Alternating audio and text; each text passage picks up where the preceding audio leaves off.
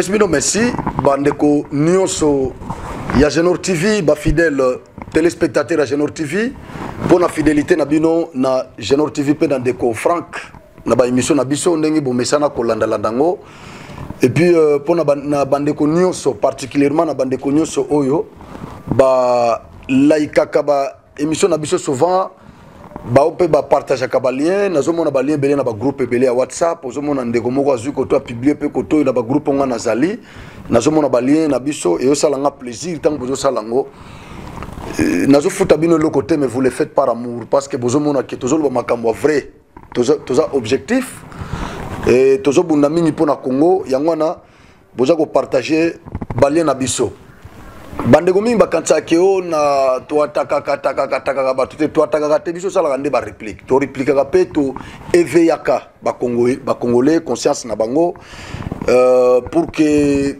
tout élément likolo to défendre mboka na biso style ya koloba style na biso koloba eza style moko adopté na circonstance parce que moment où toujours traverser eza moment moko difficile il faut ko informer peut désintoxiquer ba congolais et puis ko attaquer ko affaiblir pe banguna ya Congo ba plan machiavélique nyonso bango bazo sala biso zo attaquer yango toza pe ko détruire yango voilà yango nande toyaka de temps en temps tant musu bolandaka ba langage na biso ndenge moko to attaquaka nde tango tozomona ke mabeza ko ya tokotika te tango tozomona mabeza ko ya tokotika peza te bolanda ki fatia lobaki eloko moko na plateau ya Top Congo lobby Kagame c'est un problème pour le Congo, Kagame c'est un problème pour le Rwanda et pour l'Ouganda, Kagame c'est un problème pour le Burundi. Awa tozoloba awa rébellion moko ya Red Tambala na Burundi. Rébellion wana groupe wana rebelle ezaki démantelé na 2021 bakomaki inactif na Burundi.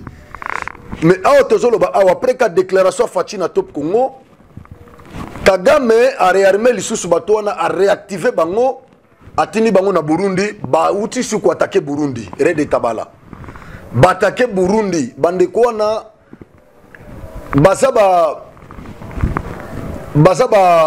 Burundais na kati baza ba Burundais na ba Rwandais mais ba Burundais oyo balinga basala coup d'état na président Burundi oyo uto kufa nani vienanga oyo nani komboke musika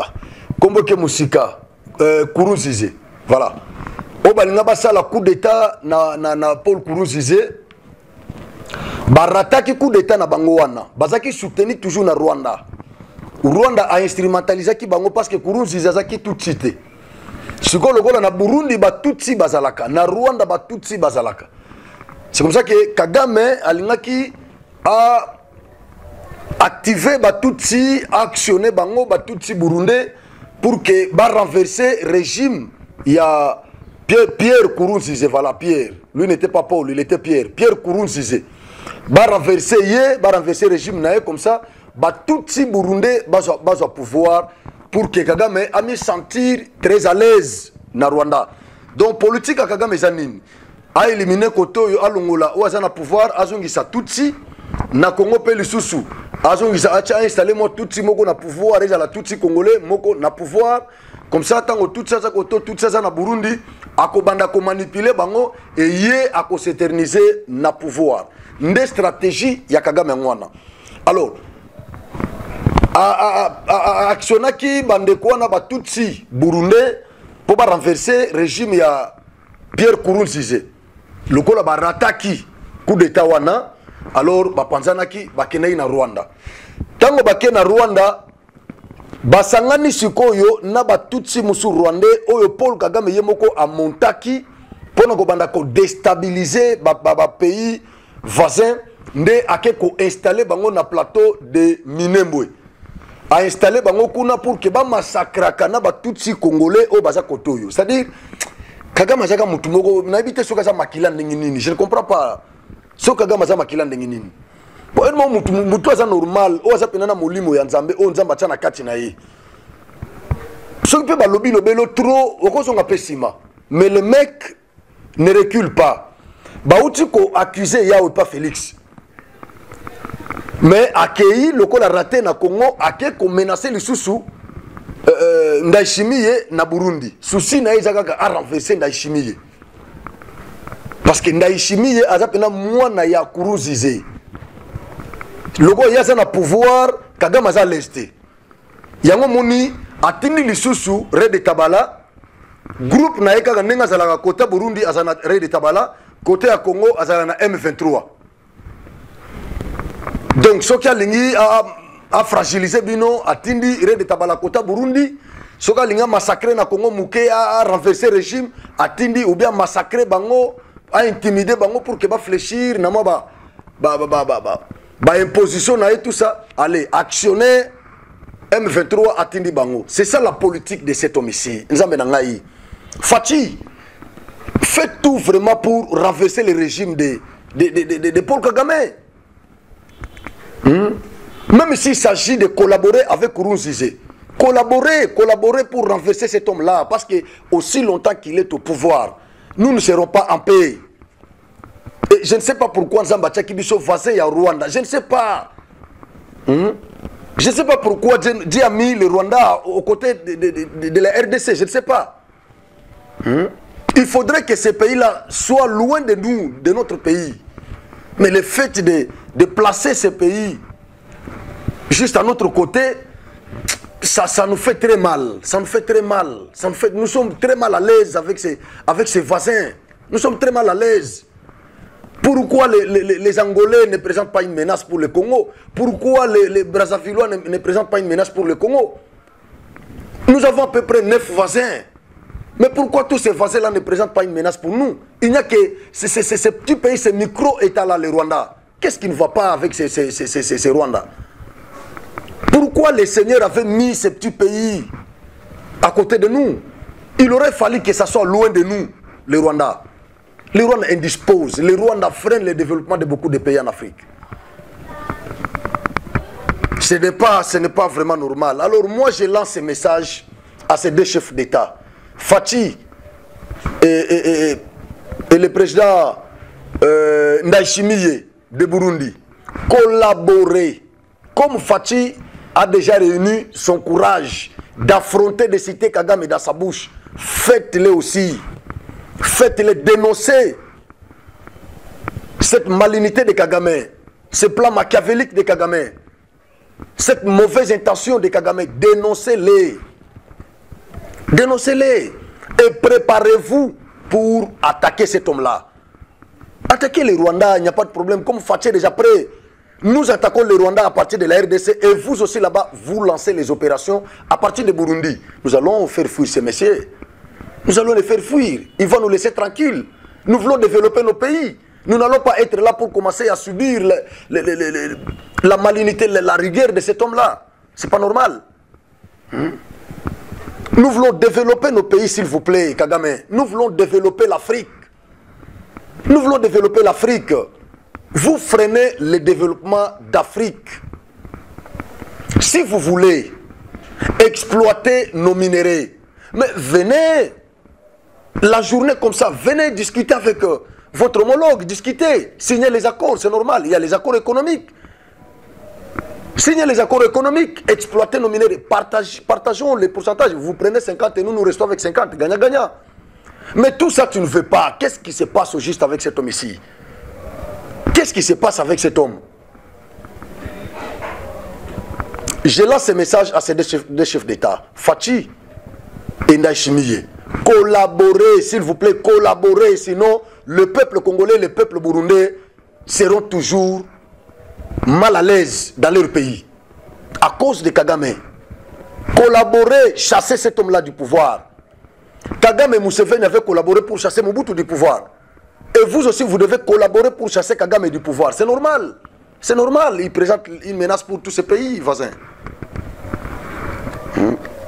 Le peuple rwandais n'est pas un peuple ennemi au peuple congolais ou au peuple burundais. Mais c'est Kagame qui est notre ennemi. C'est Kagame qui est notre adversaire commun. Nous et les Burundais. les Ougandais aussi. Alors nous devons fédérer nos énergies. Fachi attaque, de l'autre côté Ndayishimiye, et là-bas Museveni. Comme ça nous allons coincer Kagame. Et il va prendre la poudre d'escampette. Il va prendre la poudre d'escampette. Je crois que ça sera une bonne chose pour nous, les Congolais et les Burundais qui voulons construire nos pays. Merci beaucoup. Tolani déclaration à Francis Tatou. Francis Tatou a sali déclaration à revenir na prophétie naye à lobby prophète a koko prophétisé même ce qui est simbité. Ce n'est pas son problème. Ce n'est pas son problème. Et ce n'est même pas ça qui fait qu'il soit considéré comme un faux prophète. Ce qui fait qu'une prophétie soit véritable, c'est l'authenticité du ministère du prophète. Ce n'est pas le fait de non-accomplissement de cette prophétie. Ça, c'est Francis Tatou. Donc, selon lui, non-accomplissement de sa prophétie ne fait rien et ne lui dit rien. Il n'est pas reproché pour ça. Il continue à confirmer qu'il est bon prophète, il est vrai prophète, il est véritable prophète, tout ce que vous voulez. Ce n'est pas le fait que sa prophétie ne s'est pas accomplie qu'il peut être considéré par nous, les Congolais, les chrétiens, comme un faux prophète. Ça, c'est Francis Tatou. Je ne sais pas, ici, quand il bandeko bakendaka kozomateya o bango ba koteya église. Je ne sais pas. Vous savez, je suis un chrétien de l'église du réveil. Et ko aborder ma question wana na ba émission na ngai na linga mingi te ko aborder ba question aux relative na ba serviteur de Dieu na linga gate vraiment je n'aime pas na linga mingi ko lobela makambo na lobaka mais ko loba mabe ya ba pasteur na ba plate na émission na ngai. Je n'aime pas au moins ce qui a dérapé la parole de Dieu, mais Makamususu, ça ne m'intéresse pas et je ne les aborde même pas sur mon plateau. Je n'aime pas. Voilà pourquoi mon itango, nani, avec en 15 ans, na Dodo Kamba, Batutana Kiawamitu, tout ça, Napol, Olangi, Nakotaki Makamouanate. Nakotaki te, Nalingaite kwa aborder Makamouana. Naboyaki, Nalingaki nanga kolobelangote. Parce que pour nous, il y a église, alors je ne voulais pas propager ça. Il y a un atikaki. Mais oyo siko makambo yo ndekwazo loba ermoko et je ça la passi. Prophète Joël Francis Tatou na zagana problème na été na monaga nenga sala musala na ye, c'est un serviteur et tali na nzambe na ye bon na lingate kokota makambo comme je l'ai dit ici. Mais oyo siko yo nde ekomi kotungisa pona nini? Parce que même na Bible awa le qu'on a dans la Bible pembenité, même la Bible awa ba reconnaîtra un bon prophète, un vrai prophète à partir il y a ba accomplissement il y a ba prophétie naie. À partir il y a ba accomplissement ba prophétie naie. Yemoko tato loba beta li solo moko na église. Il y a tata Simo Kimbangu a confirmé tata Simo Kimbangu. Alobi Kazaki bon prophète, il était un meilleur, tout ce qu'il avait dit, excellent prophète, tout ça.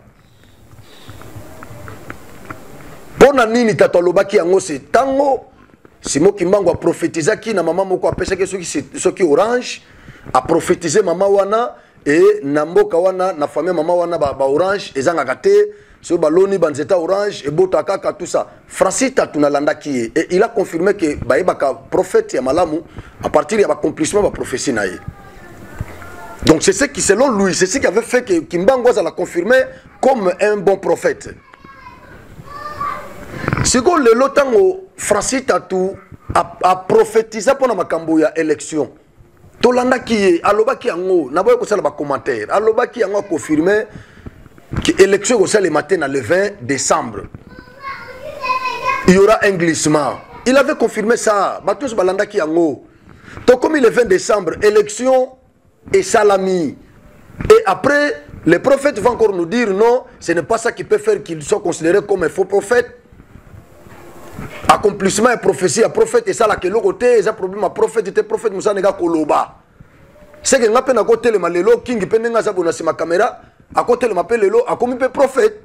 Abani ko beta ko bikula batu peso que simbite mais ali balar a tchepe pona ko mona king bo pesilar le ko za mona tata simo kimbangu. Bo pesilar azupelar a tchena pochi parce qu'il y a un prophète donc n'importe qui peut devenir prophète. C'est-à-dire problème, il y a accomplissement, il y a prophétie, ça ne pose pas selon Francis Tatou, ça ne pose pas un problème.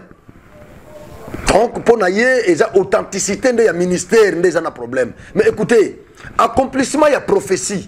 Et il y a un signe, il y a un ministère, il y a authentique. Selon la Bible, ceux qui prophétient, ceux qui prophètent, mais c'est un faux prophète, c'est simple. C'est simple. Dans le Nouveau Testament, balobi, source moko ya mai, je crois que c'est dans Thessaloniciens quelque chose comme ça. Source moko ya mai, jamais kobimisa de qualité ya mai. Soit ekobimisa mai ya bololo, soit ekobimisa mai ya malamu. Mais ce que mon source moko ya mai, ekomi kobimisa mai, tantôt ya bololo, tantôt ya malamu mais. C'est un problème. C'est un problème. Et le moloba, prophète azamuto aza na parfaite connexion na Zambé. Il ne peut pas tâtonner, il ne peut pas se tromper. Na hébreu bazo benga eta na swahili bazo benga nabi. Nabi qui veut dire porte-parole. C'est-à-dire il prend la parole de Dieu, il la porte aux hommes. La différence entre prophète et les sacrificateurs, même dans l'Ancien Testament, les souverains sacrificateurs et les prophètes. Différence c'est entre les anines. Un sacrificateur aza oyo azo makambo yabatu akeko présenter ngo et pas Nzambe. Souffrance yabatu akena ngo et pas Nzambe. À offrir à tumbi bambeka ba holocauste. Tandis que un prophète aza oyo azo makambo ya Nzambe azu volonté Nzambe amemeli yango batu. C'était comme ça dans l'Ancien Testament. Sacrificateur a zui bapasi ya batu ake na ngwe pa Nzambe. Prophète a zui volonté ya Nzambe aye na ngwe pa batu. C'était comme ça. Le loyo Christ a joué tous ces deux ministères là, tous ces deux rôles. Il est tantôt sacrificateur, souverain sacrificateur selon l'ordre de Melchisedec. Tantôt grand prophète selon Luc, je crois Luc 7. Grand prophète. Parce que Moïse a lobby. Dieu vous suscitera un autre prophète comme moi, du milieu de vos frères. Et ce prophète-là, tant que c'est ça qui moi ya veuve de Naïn, les gens qui étaient là-bas, un grand prophète est apparu et Dieu a visité son peuple.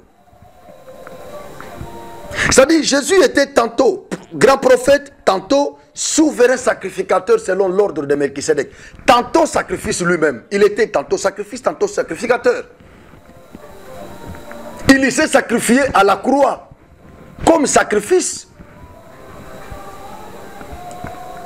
Donc Jésus, il était tout. Quand il était venu sur terre, il représentait Dieu.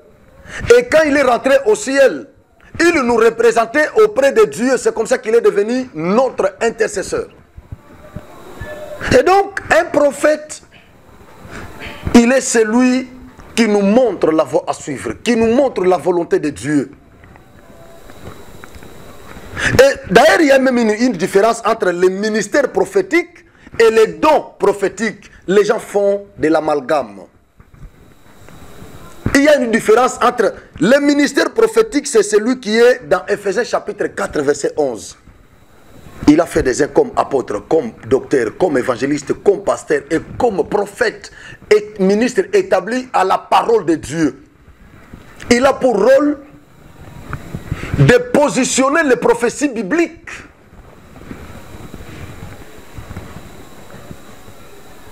Tel que la prophétie de Malachie, chapitre 4. Il faut qu'il y ait un prophète pour positionner cette prophétie de Malachie. Ça va s'accomplir parce que la prophétie a 3 temps d'accomplissement. Passé, présent et futur. Tels que nous sommes, il y a des prophéties qui sont déjà accomplies, des prophéties bibliques bien entendu, qui sont déjà accomplies. Il y en a qui s'accomplissent aujourd'hui, il y en a qui vont s'accomplir après l'enlèvement. Maintenant, un prophète ministre est celui qui vient pour positionner ces prophéties-là, nous montrer l'heure de l'accomplissement de toutes ces prophéties. Nous montrer que cette prophétie s'est déjà accomplie, ça s'accomplit aujourd'hui, ça c'est pour le futur. Ça c'est le ministre prophète, ministre établi à la parole. Tandis que celui qui a un frère ou une sœur qui a un don de prophétie, Azambikou dîner to benga bambikou, d'azobiko là. Corinthiens, je crois, 1 Corinthiens 12 ou 14, quelque chose comme ça. Bible lobby, bah pesi bah utilité, il y a don de prophétie. Bah lobby, don de prophétie, exhortaka. Don de prophétie, édifiaka. Don de prophétie, et consolaka. Voilà le rôle, il y a don de prophétie. Ils ont consolé, ils ont édifié, ils ont exhorté. Tandis que le ministère prophétique, ils ont positionné la prophétie biblique. Exemple, la Bible lobby, je crois, dans Amos ou dans Joël, quelque chose comme ça. Nous allons écouter dans Mukili. Nous allons écouter pate, il y a mayo naposa mai, mayo tozo melate, mais il y a parole de Dieu. C'est une prophétie et qu'on s'accomplir natanini. Il faut qu'il y ait un prophète ministre pour positionner cette prophétie en son temps. Si vous avez un prophète ministre, vous avez un prophète de dons. Parce que prophétie et don de prophétie, ça va couper ça à n'importe quel frère là-bas. Oui, nous sommes un ministère prophétique, peut bâtir les dons prophétiques. Mais dans ma tête, ça c'est un prophète ministre. Mais nous sommes un pasteur, un évangéliste, un docteur, un apôtre. Mais il don de prophétie. Il ne prêche pas comme un prophète. Il peut prêcher comme un évangéliste, comme un pasteur, comme un apôtre, comme un docteur. Mais entre-temps, il prophétise. Pour consoler, pour édifier et pour exhorter. Mais oui. Si koyo bandeko yo bazo welela ono prophète des nations, au grand prophète, au sokinane, au grand prophète sokianini tout ça. Baza ba prophète ministre, to baza ba prophète des dons. Ce qu'on a prophète des dons. Mais dont on a authenticité, dont on a écoyé banatango ba prophétie na yo eza ko s'accomplir ne konangai. Vous ne pouvez pas changer la parole de Dieu. Ne nous manipulez pas. L'élévation, oui, il n'y a pas de problème, vous êtes élevé. Vous êtes connu, il n'y a pas de problème. Vous êtes honoré partout, il n'y a pas de problème. Vous êtes respecté même par les autorités, il n'y a pas de problème. Il n'y a pas de problème. Mais on reconnaît un vrai prophète par l'accomplissement de ses prophéties. C'est tout ce que nous savons, c'est tout ce que la Bible nous montre. Et sur ce mot, moi, jamais kobimisa, moi, il y a vrai, il y a faux. Soit il y a faux, soit il y a vrai. Ce que c'est vrai, il y a vrai. Ce que c'est faux, il y a faux. Donc, botika, il moko tungisa milimu na biso. Botika tungisa milimu na biso pamba tout ça. Botika tungisa milimu na biso pamba. Il faut prêcher seulement la parole de Dieu. Botika biloko wana. Mon le pasteur Jean Bosco Kindomba. J'aime beaucoup ce papa. Il est fort en parole. Il est fort, stable en parole. Il donne l'importance à la parole de Dieu. Jubeka. Église n'est vendue. Ce qu'on a dans sang précieux, on peut sentir que non, il y a la parole, il y a l'évangile, il y a la parole qui est prêchée. Christ est prêché ici. Vous sentez l'odeur de Christ.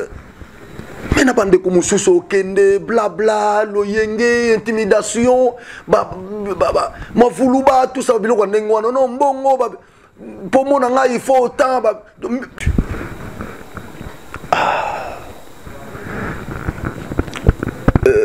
L'église du réveil court vite, mais dans une mauvaise direction. Nazo senga batata ya église du réveil. Bofongola miso, bofongola miso. Bofongola, bobate la vision ya tata Aïdi Nabala. Bobate la vision wana bayama. Bofongola miso, protéger l'église. Église au Kenemabe. Moutounio son côté le Malélu, il est prophète, donc à cause ça, tout ce qu'il veut dans l'église, Moutounio tourne à Zate, au nom de laïcité, tout ça. Non, mais écoutez, écoutez, vous jouez avec les âmes, vous jouez avec les âmes. Christ est mort, il a été vilipendé, christifié, juste pour sauver ces âmes-là. Il est mort, il était mort pour nous et avec nous. Il est mort pour nous et avec nous. Ne jouez pas avec ces brebis nzamenangai.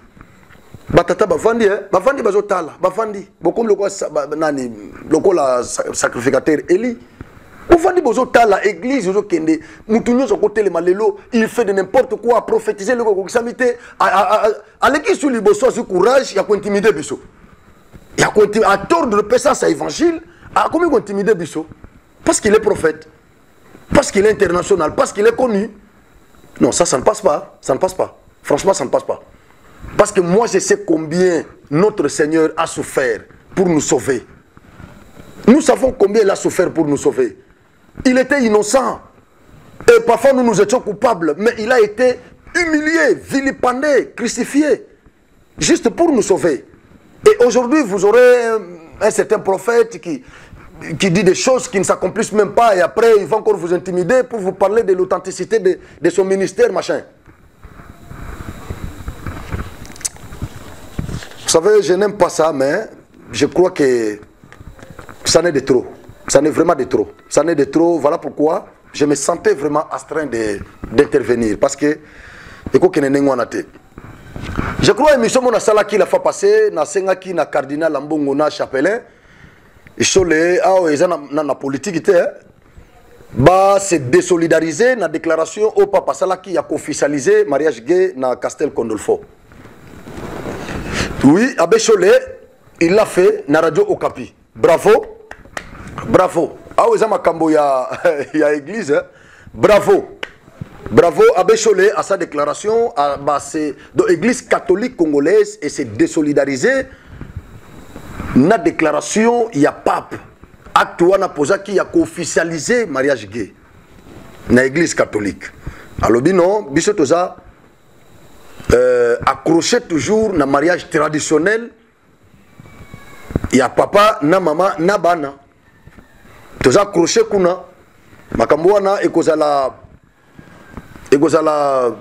malsain, imprudent, kozwa culture wana comme mango na Congo. Abbé Cholé, à laver Maboko, je crois il a parlé au nom de la Senko. À laver Maboko, ce côté-là, en tout cas, bravo, parce que na Senga Bino, bon c'est la paix déclaration, bon c'est désolidariser, na déclaration à Papouana, et vous l'avez fait. Félicitations. Si on a dit makambo ya Katumbi na batunaye, makambo élection poto chité. Bande opposition, lukaki élection et salema. To komi ko pousse en élection, ba komi ko luka glissement et salema. Babana ko senga nanu ki élection et salema le 20 décembre. Ou en avant, pas question de glissement na ambongo. Pas question de glissement le 20 décembre élection. Bah comme on est-ce que Félix il était vraiment déterminé. Yemoko détermination na ye et le kakina ya bango pour élection salema na le 20 décembre. Alors, bah, mon isco na terrain, n'engue fati, en communion na peuple naye. Bah, nous lukasiko ba manœuvre dilatoire, non.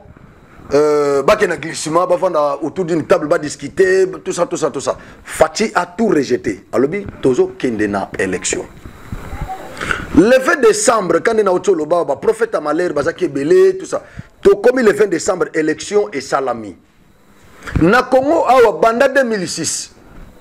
Totikala pe kosala élection moko oyo les gens kozala entaché na ba irrégularité non ba élection nion se zala toujours ka entaché na ba irrégularité ba élection nion se ba cycle nion électoraux auto connaître na Congo et ça toujours un problème mais quand même sous nango régime comme ka installé ba ni peut ko travailler 5 ans pe leki prévenez vous na Martin Fayulu loi vérité des unes 5 ans yango leki na éviter ko ça la remise et reprise nanan.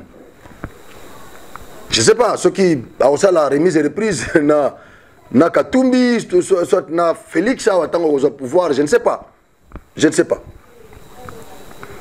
Et donc, ba élection, même en Amérique, Bolanda qui awa, Donald Trump na Joe Biden. Le problème est là qui. Mais Amérique, le problème est là qui. Si on a évité l'élection, oh, bandeko bazo luka et ça, mais oui, même ambassadeurs de l'Union européenne, ils ont reconnu moi ba difficulté à des déploiements, moi ba retard au bureau monsieur Fongama qui n'ont tout ça, ils ont reconnu. Journaliste pro opposition nani madame Colette Brackman, elle a reconnu quand même que l'élection et Salima qui bien, bah observateur bazalaki malgré moi ba difficulté à déploiement matériel tout au bisopé to déplorer, bah on peut pas déplorer c'est normal, cela est dû le fait que le Congo est gigantesque. Belgique est au côté de Congo sur 80 fois. France est au côté de Congo sur 3 fois. Congo est gigantesque. Ba infrastructure routière tout ça n'a on a noté. Nous sommes composé kaka problème. Mais ce qui est important c'est que élection et salami. Tant que bazo le baono fraude n'a n'angwa sali. Si qu'on a sali pena fraude. Parce que au moins à côté mususu na Lubumbashi bulletin ya fachi babwaki yango na poubelle. Ba bulletin fachi babwaki na poubelle. Ba bulletin fachi babwaki na poubelle. Ba vidéo ezebele na chilbino ba vidéo na ba émission ben na salia. Au moins na manono bache ba machine moko na ndaku machine à voter baza ko voter en faveur ya Katumbi bakangi bango na ba bulletin wana. Et c'est les mis ba place ebele bazo voter en faveur ya Katumbi ba machine na Lubumbashi kuna on a fait ça na ba mboke belé. Quand monsieur peut okuta pe ba candidat union sacré monsieur peut ba soma machine bazo sala tokobo yango te et sala mi parce que tout le monde peut ba kamba machine mususu. Si ko nani ngo fraudé qui a volé qui? Parce que Katumbi peut sali yango côté union sacré pe ba candidat mususu ba sali. Mais si ko yo débat ezo katana na niveau nini? Na terrain na campagne. Na campagne de débat yo katana. Katumbi azaki na campagne, Facha azaki na campagne. Bonani yango oyo atrenaki marée humaine. Eza Fachi, to eza Katumbi. C'est à ce niveau-là que débat est salema. Malgré nyoso, quand même Fachi partout bando kende. To bando mona ba journaliste ya France 24, bazalaki. Ba journaliste il y a TV5 Monde, bazalaki ba journaliste ya RFI, bazalaki. Ya Mindele na campagne ya Fachi na Katumbi. Ba journaliste ya Mindele, bazalaki. Bayebi, c'est pourquoi mon langage a Mindele changé. Parce qu'ils ont compris que Fachi était très populaire que Katumbi. En dehors, il y a un montage oyo, Katumbi a salaki na batunaye, tout ça ba logiciel wana, na sala montage, il y a vidéo. Nayebi, na ko détecter facilement, je le fais. Quand tu as la vidéo bonabi, oh il y a un montage, oh il y a authentique. Je sais. Malgré le montage au bando sala wana. Mais Mindele bazalaki, ba journaliste RFI, bazalaki wana. Basenga ki affichage ya ba PV. Il y a dépouillement wana juste après le dépouillement na chaque bureau ba affichaki yango na ba bureau nyoso.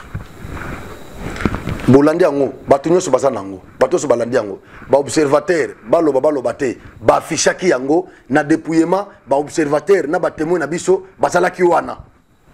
Ba afficher yango. Biso nyonso tomoni yango.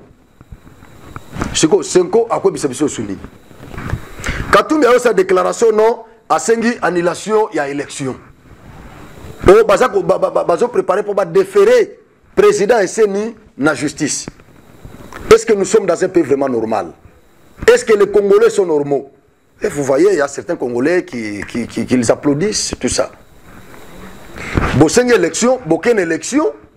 Élection wana pe bokei bino pe bo frauder bo tricher bo yibi pe ba machine bo soma machine mususu pe bo corrompre bat mususu malgré nyoso bo sali mais bo sentir na terrain que bo échouer to commettre les 30 ans été c'est nina no publier ta ba résultat provisoire té mais Katumbi mbala moko sotote banile élection quand nenga lobi on a vraiment banile élection écoutez biso plus de milliards de dollars banile pene élection quand nengwana. Non, on a intention moko mabe. Intention mabe. Déclaration Katumbi soko landi eza déclaration 5. Lelo na homélie à lelo. Cardinal. Lelo za Noël. na omeli ya lelo cardinal oli ate ya évangile ambongo atiki évangile akebeta ba plan ake na makambo élection oli ate évangile cardinal atiki évangile lelo le 25 décembre une journée conventionnelle catholique nde mutu a imposé biso journée wana ke naissance ya Yesu tondibi yango mais teya kasi naissance ya Yesu lelo ambongo atiki yango ambongo akeli susu wapi kwa take seni nzambe na ngai ata bazaka penza motema mabe balese nini katumbe lese penza nini franchement nyoso wana esala na osenga na ba congolais botomé na ba piège wana te le 27 Fayulu na Théodore Ngoyi na Mukwege bazana balabala nde balobi bazana balabala pona nini pona osenga annulation ya ba élection je ne sais pas bon mutunet Fayulu ataba bandeli élection wana Fayulu akoza combien po Katumbi nanu oko to menasaki ya wana loi chani to menacer Katumbi na ba tendance oyo se dégager Katumbi aza likolo ya Fayulu bon ataba annulé question ataba annulé élection Fayulu akoza combien Théodore Ngoyi akoza combien Mukwege akoza combien ataba annulé ba refaire élection bakoza combien bango nyonso wana nyonso wana eza ba dilatoire ba l'excella biso temps pour que to que na vide juridique élection ça le matin bako ki sa plan na bango ya partage des pouvoirs bako na négociation cinco alialar ya dialogue ya Saint-Sylvestre bis c'est tout ce qu'ils veulent mais Fachi a concédé biso pe to concédé élection salami et à la 4 personnes va voter na 4 wana soki 3 personnes va voter Fachi va publier en so 3 personnes va voter Katumbi va publier en haut et résultat na no bimité si ko question na zo tuna soki pena résultat bimi bo pas les 31 que Katumbi a gagné hein king si ko Katumbi a gagné bo bisanga sikoyo bako senga sus annulation ya comment on appelle boy salami pas n'a pas exemple les 31 Katumbi a gagné les 31 Fayulu a gagné Fayulu a kosala sus marche a kobando sala marche ou bien akoya bon nous avons sunga biso to message déjà c'est ça le Congo merci tokutani mbalasima merci